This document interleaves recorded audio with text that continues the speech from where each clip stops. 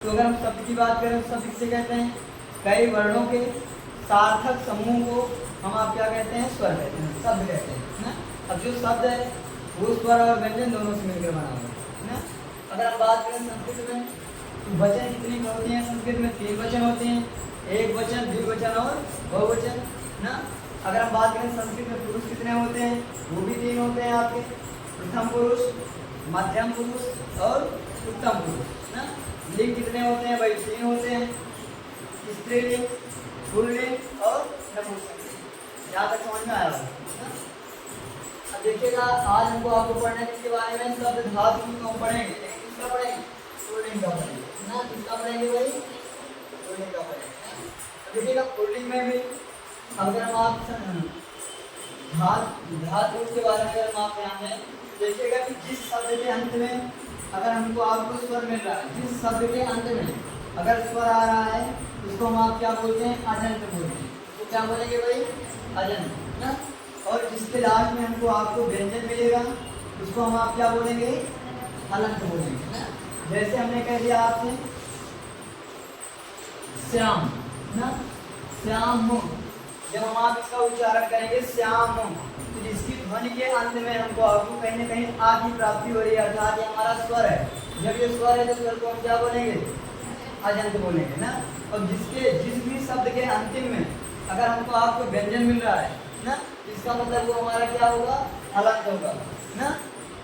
और हलंत में आपको ऐसे वो कटा अक्षर, ये अक्षर आपका पूरा नहीं, जैसे मान सम्मिलित है ना, ये आपका पूरा अक्षर नहीं है ना। इसका मतलब इसके लास्ट में क्या है? व्यंजन है। बताओ यहाँ तक समझ में आ रहा है ना। अब शब्द रूप के भी कई प्रकार होते हैं, जैसे आकारांत, इकारांत, उकारांत और एक हमारा क्या होगा? विकारांत ना। आकारांत का मतलब हुआ कि जिस शब्द के अंत में आपको आ मिले, जैसे बालक ना, बालक हमने कहा तो बालक में लास्ट में क्या निकल रहा है? आ निकल रहा है ना। राम क्या निकल रहा है? आ निकल रहा है। इस वजह हमने लिख दिया कि बालक, राम, श्याम ना, ये सब कौन से आकारांत के अंतर्गत आएंगे ना, क्योंकि देखो इसके लास्ट में क्या मिल रहा है? आ मिल रहा है ना। तो जो लास्ट में वर्ड हमको आपको मिले उसी में हमको आपको रांत जोड़ देना है बस ना। जैसे आ मिला अकारांत ना, जब ई मिलेगा तब इकारांत, उ मिलेगा तब उकारांत, वे मिलेगा तब इकारांत ना। जैसे इकारांत में अगर हम बात करें, मान लो हमारे पास क्या है? हरि ना, लेकिन होना चाहिए पुल्लिंग हरि, देखो लास्ट में क्या मिला? रा मिला ना। रा में किसकी मात्रा मिली है? ई, हरि, ई का मतलब इकारांत ना। उकारांत का मतलब जैसे वधु है ना, वधु ना। भा में क्या मिल रहा है हमको? आपको उ मिल रहा है ना। वधु का मतलब उकारांत ना। ऋकारांत का मतलब जैसे हमने कह दिया पिता का बना ना, तो पिता का मतलब पितृ माने होता है पिता, मातृ माने होता है माता ना। भाई पिता तो हमारा हिंदी शब्द है ना, लेकिन पितृ माने क्या होगा? पिता। तो पितृ, देखो पितृ, पितृ जब आप बोलेंगे तो आपको लास्ट में रा मिलेगा। इसका मतलब ये हमारा क्या है? ऋकारांत है ना। देखिए अगर सबके हम अगर सारे अगर धातुओं को याद करेंगे तो बहुत सारे धातु हैं भाई, बहुत सारे रूप हैं ना, और इनको याद करने में तो आपको बड़ा दिक्कत होगा ना, इसलिए काफ़ी समय लगेगा, कुछ चीज़ें हम आप भूल भी जाएंगे ना। तो इन सबको आज को आपको सीखना है जिसके माध्यम से, ब्रिज के माध्यम से ना। अगर आप एक का बना लेंगे तो एक के ट्रिक पर बालक आए, राम आए, श्याम आए, जो भी आएगा ना सबका रूप वही होगा। ऐसे इसमें भी, इसमें का इसमें का ना, तो समझ। अगर हम विभक्ति की बात करें तो संस्कृत में विभक्ति कितनी होती हैं? 7 ना भाई। विभक्तियाँ कितनी होती हैं?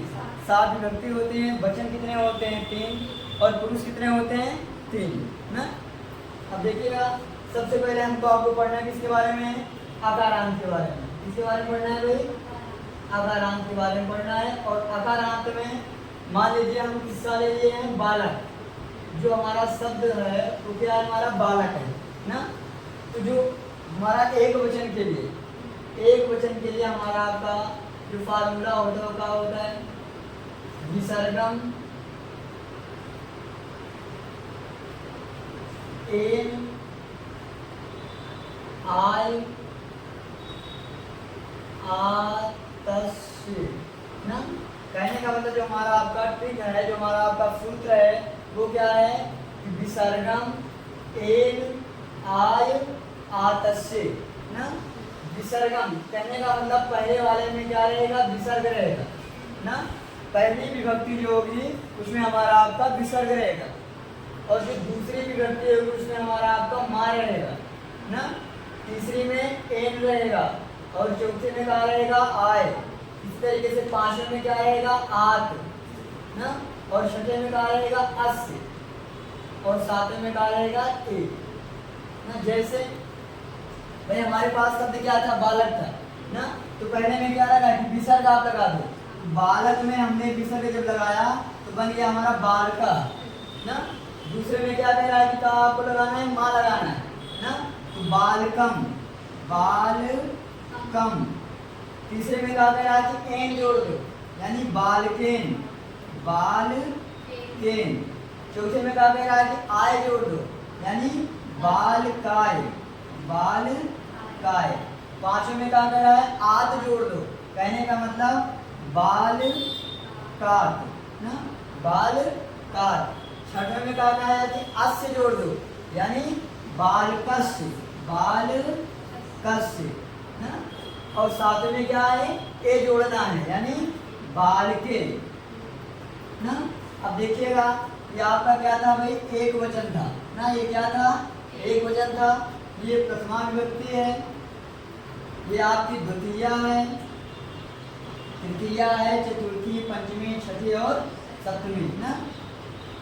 चौथी, पांचवी, छठी और सप्तमी ना। फिर से एक बात समझिएगा, हमारा पर फार्मूला क्या कहता है, विसर्गम ए आय आतस्य, यानी पहले वाले में विसर्ग रहेगा, दूसरे वाले में माँ जोड़ेंगे, तीसरे वाले में एन जोड़ेंगे, चौथे में हमको आपको आय जोड़ना है, पांचवें में हमको आपको आत जोड़ना है और छठे में अस्य जोड़ना है और सातवें में ए जोड़ देना है। देखिएगा भाई, जो आपकी अगारांत में जो आपकी जितनी विभक्ति थी भाई, विभक्ति कितनी होती है, 7 होती है। तो एक वचन के लिए आपको भी हम फार्मूला बताए थे ना कि विसर्गम एन आय आतस्य ना। उसी तरीके से जो द्विवचन है, द्विवचन का ट्रिक क्या है, औ औ ध्यान ध्यान ध्यान, कितनी बार, 3 बार, और लास्ट में अयोग और अयोग ना। जैसे औ दो लोग जब औ तो क्या बन जाएगा, बालको। दूसरी विभक्ति में भी कहा है औ, यानी बालको। तीसरी वाले में क्या है भाई, ध्यान, यानी बालका ध्यान। यही काम चौथी में करना है, यानी बालकाभ्याम। फिर से बालकाभ्याम, फिर अयो यानी बालकयो, फिर से बालकयो ना। इसी तरीके से जो आपका बहुवचन है, बहुवचन वाले का ट्रिक क्या है, आ आन आई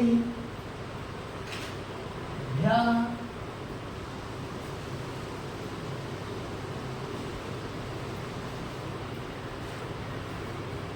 फिर से भ्या ना। ये आपका पहला, दूसरा, तीसरा, चौथा और पांचवा ना।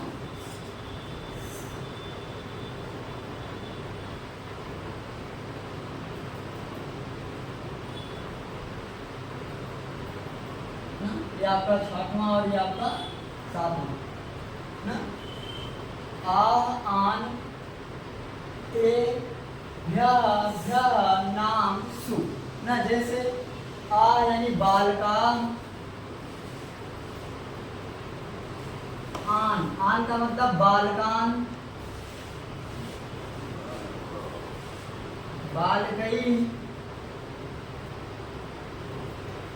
बालकेभ्यः,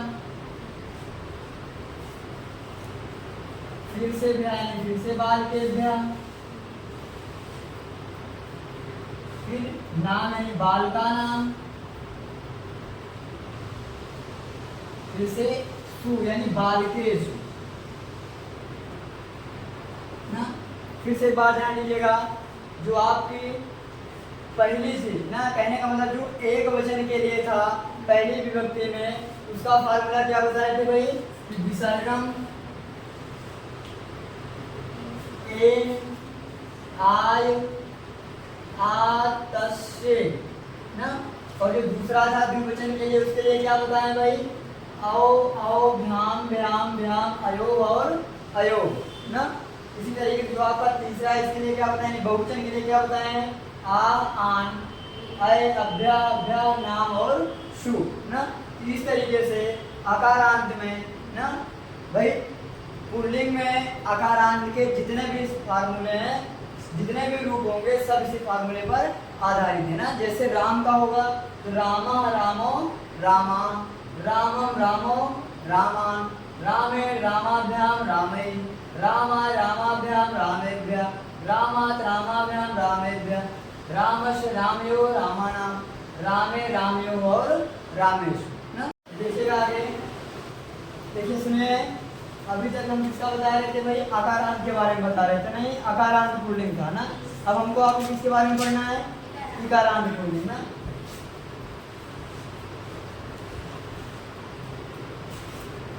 इकारांत पुल्लिंग के बारे में, इकारांत ना। जैसे हम किसके बारे में पढ़ना चाहें, अगर हरि के बारे में ना, इसके लिए जो आपका एक वचन है, एक वचन का फार्मूला क्या होता है, इसकी ट्रिक क्या होती है, हरि मनाए, हरे हरे हर ना। ये आपका पहली विभक्ति, ये आपकी दूसरी विभक्ति, ये तीसरी, ये चौथी, पांचवी, छठी और सातवीं ना। और जो द्विवचन है, देखो इसको समझना है हमको, आपको याद नहीं करना है ना। तो देखो पहला वाला एक वचन के लिए हम ट्रिक लगाए क्या, हरि मनाए, हरे हरे हर ना। और इसी तरीके जो द्विवचन है भाई, इकारांत है, तो हमको आपको कुछ भी चेंज नहीं करना है ना। जहाँ औ है इसकी जगह हम क्या कर देंगे, ई। जहाँ औ है इसकी जगह पे क्या लिख देंगे हम, ई। बाकी सारी चीजें सेम रहेंगी ना। और जो बहुवचन की बात करें उसमें क्या हो जाएगा, जहाँ आ है यहाँ क्या हो जाएगा, आय। जहाँ आन है ना, यहाँ पर आन ही रहेगा ना। जहाँ ए है यहाँ पर क्या हो जाएगा, भी ना। तो समझ में आ रहा है। अभी कुछ जहाँ बालक है, अब जहाँ बालका हम लिखे, यहाँ हम क्या लिखेंगे, हरि। दूसरा क्या है, माँ, यानी हरिम। ऐसे ना, ना का मतलब हरिनाम, ये का मतलब हरिये, फिर हरे हरे, फिर हर। बोलो समझ में आया भाई। हरि माँ है दूसरा, यानी हरिम, ना यानी हरिना, ये यानी हरे हरे हरे हर ना। इसी तरीके से हम द्विवचन में भी चेंज करेंगे। द्विवचन के लिए क्या है, बड़ी बड़ी ना, बड़ी यानी हरि, फिर हरि, फिर देखो यही दो चेंज करने के बाद जो हमारा आकारांत में था, सारी की सारी चीजें इकारांत में भी ना, यानी ध्यान यानी हरि भ्याम, फिर से ध्यान यानी हरि भ्याम, फिर से हरि भ्याम, फिर हरिओम हरिओम। जो समझ में आ रहा है ना। अब आगे तीसरे वाले में क्या करना था, भाई जो यहाँ पर था यही 3 हमारे चेंज हुए हैं, बाकी सारी की सारी चीजें क्या है, सेम है ना। तो आय आया आया का मतलब होता है हरिया ना, बाल का जहाँ लिखा वहां पर क्या हो जाएगा, हरिया।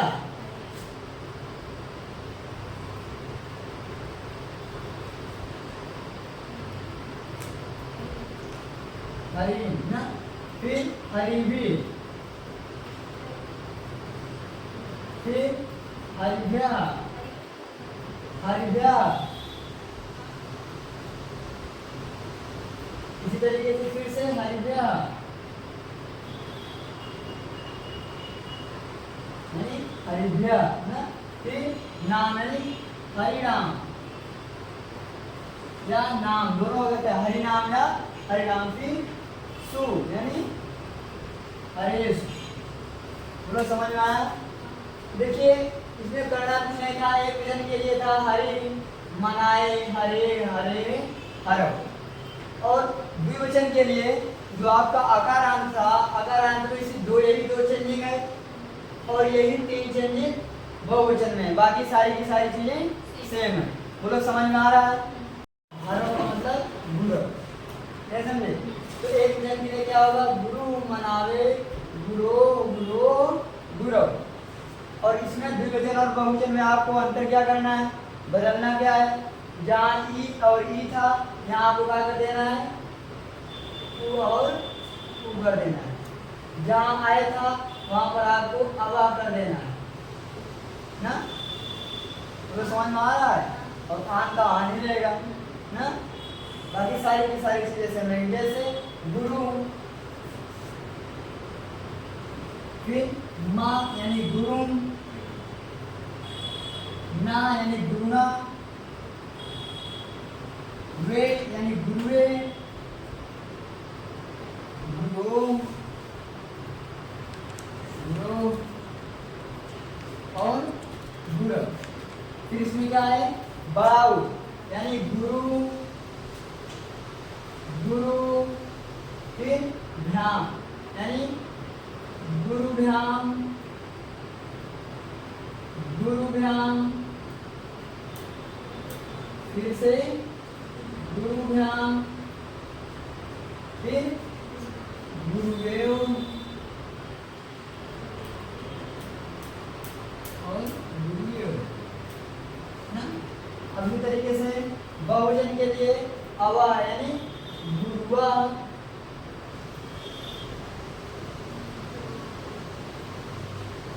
गुरुवान, गुरुभि ना, गुरुभ्या, फिर गुरुभ्या, फिर नाम है गुरुराम, फिर सु यानी गुरेशु। तो समझ में आया। देखो इसमें हमको आपको इतना ही करना था ना। एक बार ध्यान बोला गया था, जो एक वचन होगा, एक वचन के लिए हम बताए थे कि आपको करना क्या है, विसर्गम ना, ए आय आत से यानी विसर्गम एन आय आत से। और जो द्विवचन का था, द्विवचन के लिए क्या करना था, द्विवचन में आपको क्या बताए थे, आओ आओ, ध्यान ध्यान, फिर से ध्यान, फिर आयो आयो ना। और जो बहुवचन था, बहुवचन के लिए क्या बताए थे, बहुवचन के लिए क्या बताए थे, आ आन, ऐन, फिर भ्या, फिर से भ्या, फिर नाम और सु ना। देखो अकारांत के लिए था, अगर आपको उकारांत का करना है, उकारांत के लिए बताया एक वचन का फार्मूला क्या बताया थे भाई, गुरु, मनावे, गुरो, गुरो और गुरव ना। और अगर हम इकारांत की बात करेंगे, इकारांत के लिए क्या हो जाएगा? हरि, मनाए, हरि, हरी हरे, हरे और हर ना। अब ऐसे अगर द्विवचन में आएंगे तो जहां पर अव है ना, अगर जब हम उकारांत के लिए जाएंगे तो उकारांत के लिए क्या हो जाएगा? उ और उ ना भाई, उ और क्या हो जाएगा? उ, उकारांत के लिए ना। बाकी सारी की सारी चीजें सेम रहेंगी। अगर हम इकारांत के लिए आएंगे तब ई और ई हो जाएगा ना। और बहुवचन में, के बहुवचन में जाएंगे तो जहां आ है यहाँ क्या हो जाएगा? अवह, आन और भी। बाकी सारी की सारी चीजें सेम रहेंगी ना। और अगर इकारांत में जाएंगे तो क्या हो जाएगा? आय, आन, भी। बाकी सारी की सारी चीजें सेम रहेंगी ना। अब इसी फार्मूले से आप जो है अकारांत, उकारांत और इकारांत का बना सकते हैं।